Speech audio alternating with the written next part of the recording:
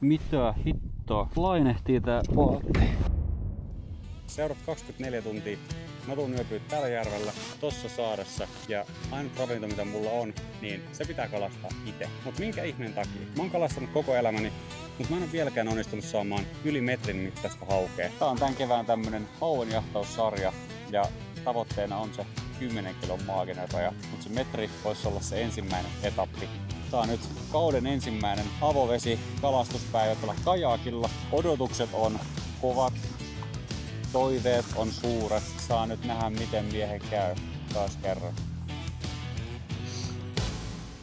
Ai että. Ihan ensiksi saaresta pitää löytää kuitenkin hyvä telttapaikka. Tällä kertaa se osoittautui hyvinkin helpoksi. Joo, mä oon niin laiskasti pakkasin kamat, että ne on vaan tässä kajakin kantokassissa. Tää toimii ihan hyvin. Noin. Tossa noin ois meidän telttapaikka. Mä oon nähnyt kun videoissa teltan kasaaminen näyttää tosi helpolla. Mä ajattelin testaa.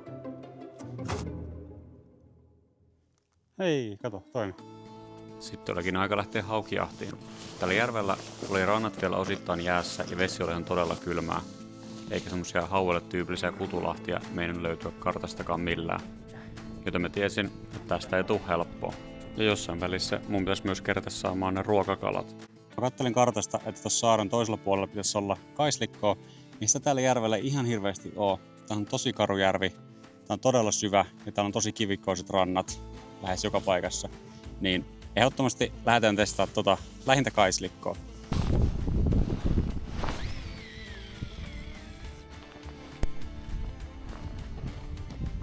Ensimmäinen heitto.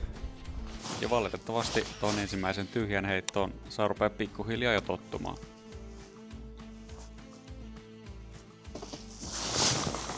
Pari heittoa tällä. Katsotaan jos saatais ruokaa tällä päivällä. Tässä on tämmönen sopiva tuulensuojainen spotti.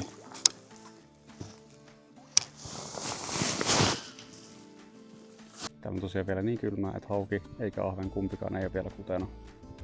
Täältä jäät on vasta lähdössä. Täällä on toinen pääty tästä järvestä on vielä osittain jäässä.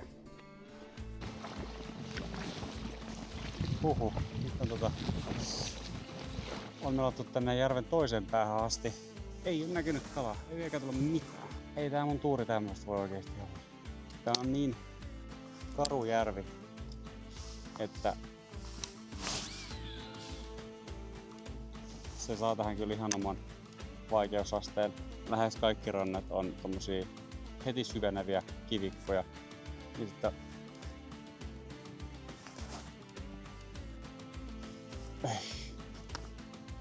mä jo luulin. Me ollaan vaan pohjassa kiinni. Nyt me tehdään sillä, että me vaihdetaan uistinta. Laitetaan tämmönen ärsy-oranssi.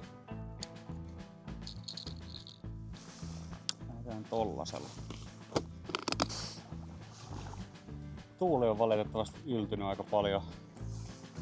Ja totta kai just vasta tuuleen, mihinkä pitäisi mennä. Täällä tämmönen laahusankkuri. Koitetaan tänne heittää se. Käännetään paatti ympäri. Ja sit se pitäisi rupea jarruttaa meidän liukumista. Ja yllättävän hyvin kyllä toimii.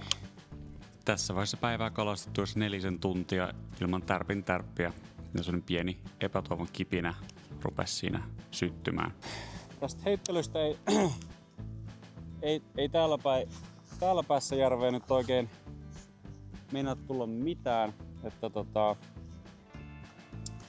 tuuli on yltynyt sen verran kovaksi. Laitetaan tosta pikku vaappu vetoon. Tommonen suht luomu. No, aika valkoinenhan toi on, en tiedä mikä kalaton värin on, mutta laitetaan tollanen tosta vetoon. Ja lähdetään tonne vähän lähemmäksi sitä meidän saarta. Me ollaan itse asiassa aika kaukana siitä jo. Todella kaukana. Me ollaan tullut tänne aivan toiseen päähän järveen, me ollaan parin kilsan päässä melkein siitä meidän leiripaikasta, niin mulla rupesi sen verran kova nälkä. Ruoka olisi kivaa saada.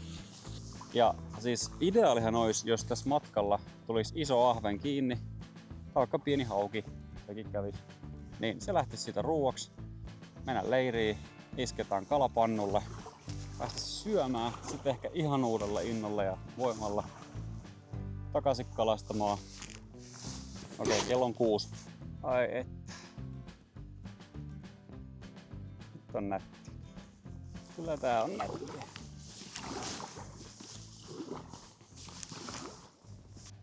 Siinä melossa kohti telttapaikkaa keli vähän alkoi synkkenemään ja samalla tämä seuraava kohtaus vähän synkenti reissun tunnelmaa ja pääsi vähän säikäyttämään.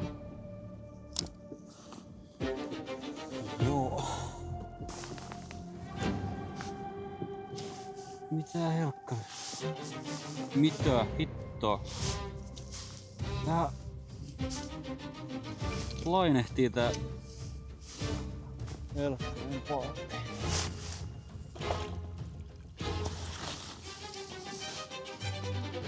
Oh no. Tuolla takana on vielä enemmän vettä. Äsken ajattelin kyllä, että tää tuntuu vähän raskaammalla meloa, mutta en mä huomannut vettä. Vähän kyllä on niinku, itse asiassa perse on vähän jäässä, että tohon penkkiin asti toi vesi jo. Vähän ottanut kyllä vettä sisään. Pitää nyt selvittää, että mistä. Tällä kertaa selvittiin ihan säikähdyksellä, eikä tarkoitus ole mitenkään ylidramatisoida, mutta yksin kun tuolla on vesillä liikkeellä kylmäveden aikaan, niin kyllä se vähän säikäyttää, kun paatti on yhtäkkiä tänne vettä. Se ei näkynyt tässä kameralle, mutta tuolla kaikin pohjassa on semmosia vedenpoistoaukkoja, ja niistä oli se tulppa päässyt jotenkin irtoamaan ja ottanut sitä kautta vettä sisään. Pakko kyllä pitää pieni jalottelutauko tässä saaressa samalla. Rupeaa alaselkä vähän jumissa.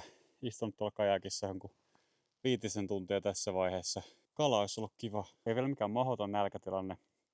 Tässä on tänään vielä hyvin ilta-aikaa. Mä vaihan vähän lämpimämpää vaatetta päälle. Vähän venyttelen selkää. Ja lähdetään koittaa uudestaan. Jos toi tuuli vähän tyyntyisi nyt iltaa kohden, koska se on äsken ollut aika kova tuuli, niin jos se vähän auttaisi melomista. Tein tuossa karttaa uudestaan ja tuolla vielä noiden saarien tolla puolella, siinä on aika paljon matkaa, mutta siellä on semmoinen pohjukka, mikä näyttäisi siltä, että se on tosi matala ja se on semmoinen suojaisa. Ja satelliittikuvasta näyttää, että siellä olisi niin kuin jotakin kasvustoa aika paljon. Niin kyllä me nyt lähdetään vielä sinne. Heitellään siellä niin kauan kuin pystyy ja toivotaan kovasti, että tulisi se hauki. Tai että tulisi joku ahven, että saatais ruokaa, koska nälkä on aika kova. Siis aika tosi kova rupeaa olemaan. Aamulla viimeksi syönyt. Nyt ruvetaan kyllä lähestyä varmaan pelipaikkoja.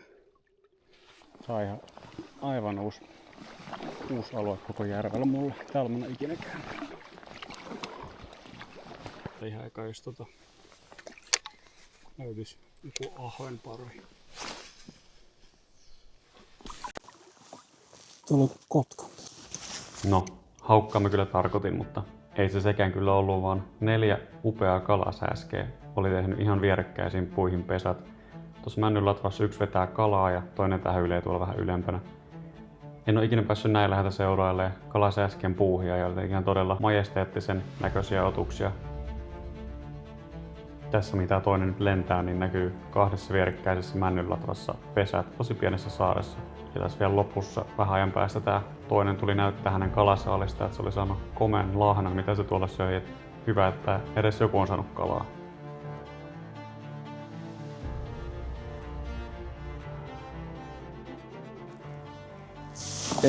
En ole uskonut, että se oikeasti käy näin. Me ei saada kalaa tai me ei saada haukea. Ja sitten se, että ei saatu edes sitä ahventa niin kuin ruuaksi. Siihen mä kyllä luotin, että edes se me saadaan.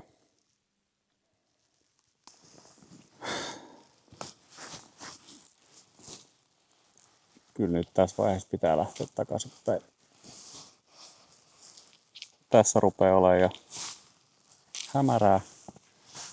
Ja tässä vielä aika matka tonne leiriin, niin Joo, niin kuin kamerasta näkyy. ei ihan ennen pimeätä keretty kyllä perille. Nyt ollaan ehkä puolessa välissä. Siitä kun aurinko putoaa tonne horisontin taakse, niin ihan todella äkkiä lähtee kyllä täällä valot. Nyt tulee myös aivan säkki pimeä yö, kun ollaan niin keskellä ei mitään. Huhhuh. Vihdoin leirissä. Ruudulta näyttää, että on tuolla kirkkaampaa mitä oikeesti, ja mä laitoin jonkun super yömoodin tähän kameran päälle. Maisemat on kyllä ihan aivan tolkuttoman upeat. Aivan peilityynijärvi. Kajakki on, se on vedetty rannalle, se pysyy siinä ja lavat on tuolla puuta vasta. Seuraavaksi pitäisi kömpiä tonne makuupussiin ja toivottavasti saa nukuttua. Yöllä kiristyneen pakkasen takia uni ei kyllä valitettavasti haaveeksi tällä reissulla.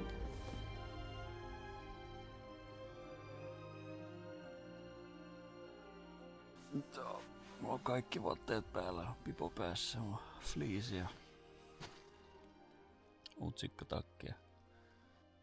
Nyt on ihan ideaalit tilanteet. Huomenta. Oli huonoin yö, minkä on ikinä nukkunut teltassa. Itse on kyllä sen ikäinen ja mukavuuden halunnut. Siis teltassa nukkuminen yleisesti ihan fine, ei siinä ole mitään ollut ikinä ongelmaa, mutta siis nyt oli kyllä kauhein yö, mitä on ikinä kokenut.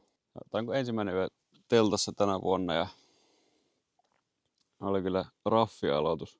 Mä oon hetki keittänyt tässä kahvia ja sulatella mun kahluukenkiä, koska nämä oli tosiaan aivan, nyt näin itse asiassa aika lämpöisen tuntuiset, mutta ne oli ihan aivan valkoisessa huurussa sisältä ihan semmoista koppurat, kun niitä kopisteli.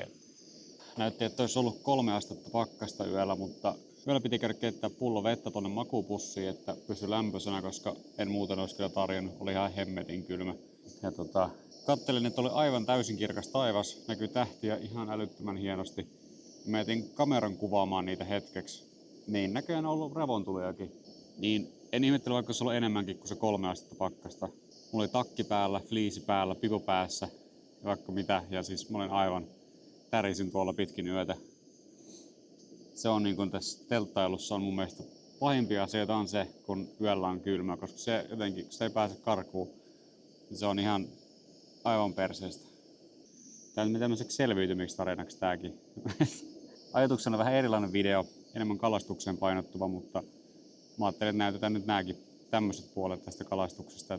Siis ainakaan minä en aina saa kalaa, ehkä jotkut saa, mutta tää on tätä realiteettia itselle. Joo, 2 kuppia on vedetty kahvia. Rupeaa vähän semmonen elämä palaamaan kroppaa, vaikka on ihan pirun nälkä. Ja sillä on aika nuutunut, koska ei siis nukun ihan semmoista koiranunta päivän pätkissä.